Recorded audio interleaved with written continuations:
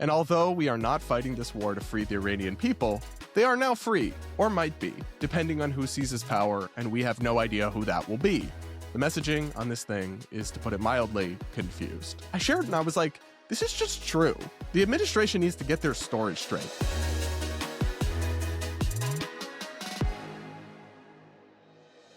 We're going to check in with the right-wing influencer and Daily Wire host, Matt Walsh, which, if you're a longtime follower of my content, you'll know that Matt and I couldn't really be more different in our politics, and we have butted heads on many an occasion. I view him to often be very radical and very demagogic and black and white thinking, but for maybe the first time, at least in a while, I got to agree with Matt Walsh, or at least appreciate some of the questions he's asking. He has been vocal in his position that he is not a total isolationist, nor am I, but he is skeptical of foreign intervention and regime change wars and kind of the old hawkish neoconservative foreign policy that used to dominate the Republican Party. And President Trump, whether you agree with what he's doing now with Iran or not, you got to be honest about the fact that he certainly didn't campaign on this kind of thing. He campaigned on no new wars. That was a very explicit promise. And now he's launched a new war. And you can debate whether you think it's justified.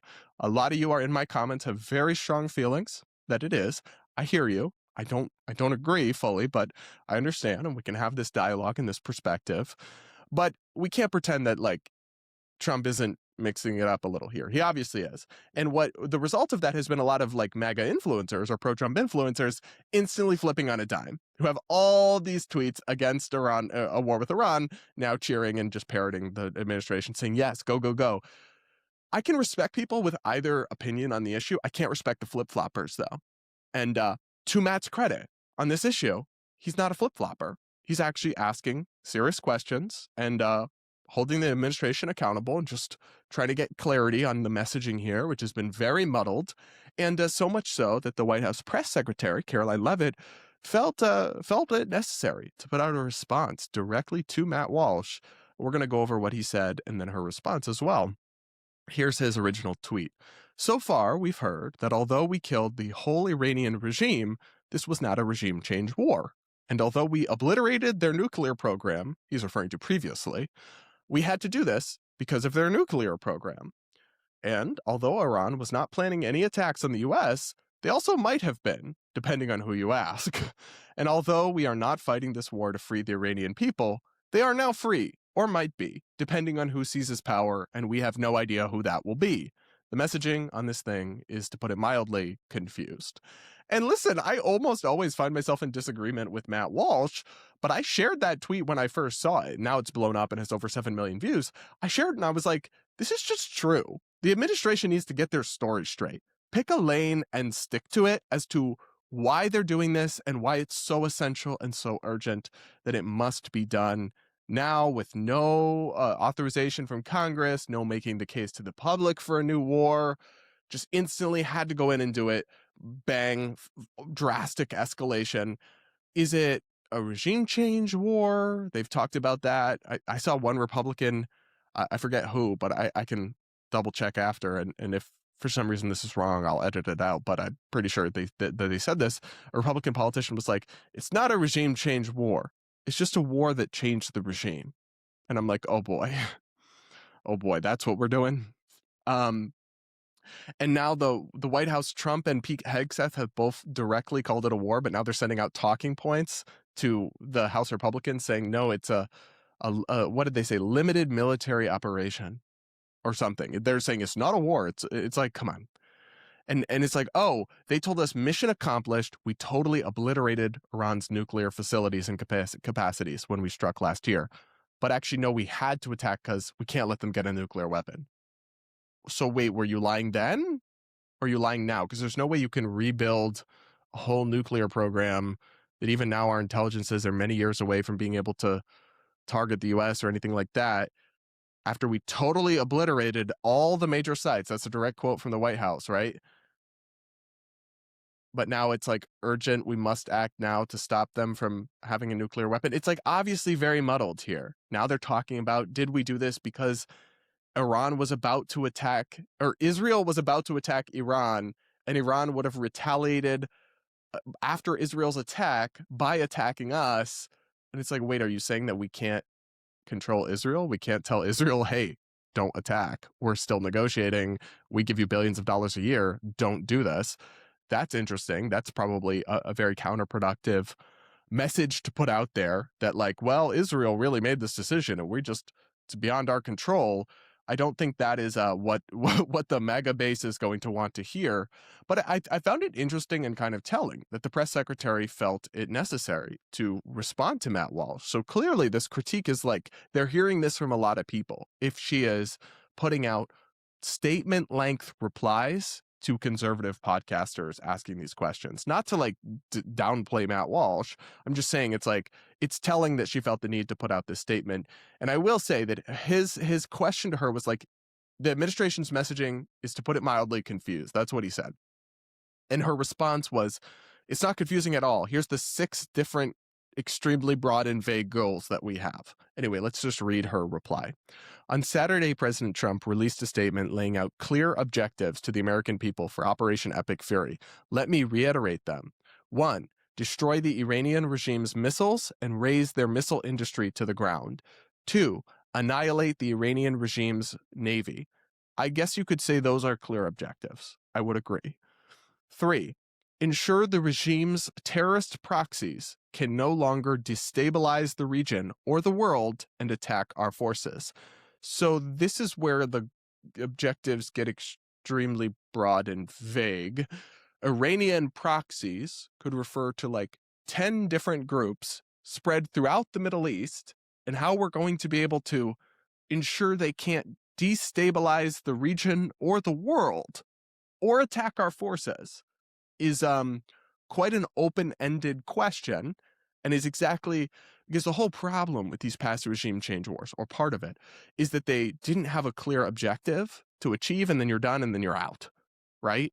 And so they turned into these endless quagmires of just soaking up American blood and treasure and lives. And that's the problem that people are pushing back on, is like, listen, if you're going to do this, you need a very specific, clear objective that you can accomplish, and then it's done.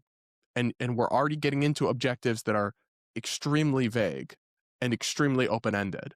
Here's the 4th. Stop them from making and using IEDs or roadside bombs, which have gravely wounded and killed thousands and thousands of people, including many Americans. So how are we going to stop a regime from having the capacity to make roadside bombs? That's like a pretty low threshold that like any state with any sort of military apparatus of even a basic level in 2026 is able to do. So if the goal for when this conflict will be over is until the Iranian government can no longer make roadside bombs, then I'll say this is not going to be a 4-week operation, as Trump is saying. That's what I can tell you right now. Next prong.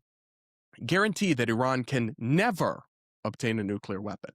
Well, first off, there is no evidence or reason to believe from the reporting that I've seen and I've read, everywhere from the Wall Street Journal to Reuters and beyond, that they were somehow on the verge of having a nuclear weapon or ballistic missiles that could hit the United States, or anything that would require an imminent intervention rather than a deliberate intervention with buy-in from the people and from Congress. And so also, like you told us, you already obliterated their nuclear facilities. Caroline, so are you admitting you lied?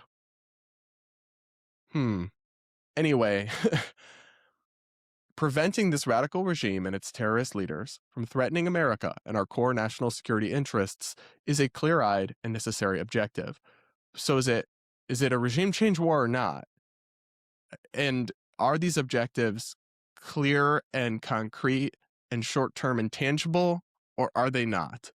That's what I'm wondering here. And that's what Matt Walsh is wondering here. And again, these are not like, I'm not a liberal left-wing person, a Democrat. Matt Walsh certainly isn't. But these are the critiques that you're going to have to face and address. And even if you support what they're doing, you have to admit they're like all over the place in how they're describing it, how they're talking about it, what the goals are, what the statements are, what the justifications are. There's no message discipline. There's no focus and clarity. And like I'm not going to read this entire statement, but you can certainly go do so if you want. But America will win. The terrorists will be defeated. That's how she concludes the statement. I'm certainly want terrorists to be defeated, but I think it's a lot more complicated than kind of the black and white, easy fix, in and out scenario they're making it out to be. And if you go back and look at the historical record and you look at what the Bush administration was saying at the time with the Iraq War, and what I think it was Dick Cheney who said this will be a short operation and it'll just be a matter of weeks, and all of these things we have heard before. And in order to avoid similar mistakes and pitfalls, I think you need a level of focus and targeted objectives that I am not observing in the administration. And feel free to disagree. I understand there's lots of diverse viewpoints in this audience, and I respect you guys and where you're coming from. But that's the concern that I have and that many people have. And Matt Walsh, of all people, is voicing. And I respect him for actually sticking to it, not just doing what lots of people are doing and just immediately flip-flopping their long-held position on this issue. And the one final thing I'll say on this that Matt Walsh also makes this point, and I agree, is I've seen variations of the argument that literally Dan Bongino said this on Fox News. We have to just let Trump cook. Let him cook. Trust in Trump. Trump has earned our trust. I don't know about y'all, but that is not and will never be my approach to politics or government. Blind trust in an individual person.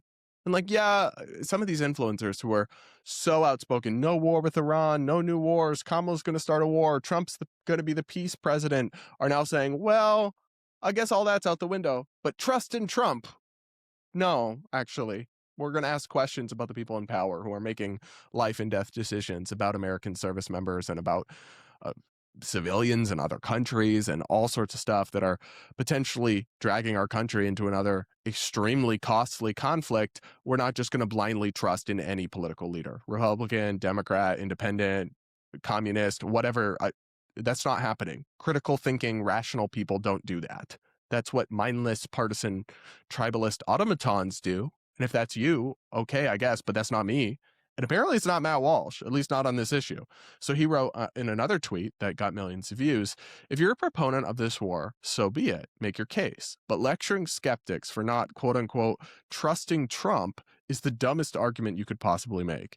It is perfectly reasonable for Americans to be skeptical of regime change wars in the Middle East. Trump himself was skeptical of them. The idea that we are obligated to just assume it's a good move because Trump decided to do it is asinine, not to mention un-American. Listen, the world is a crazy place these days because I find myself in complete agreement with Matt Walsh on this, and I look forward to him continuing to ask questions and hopefully the administration providing some clearer and more cogent answers.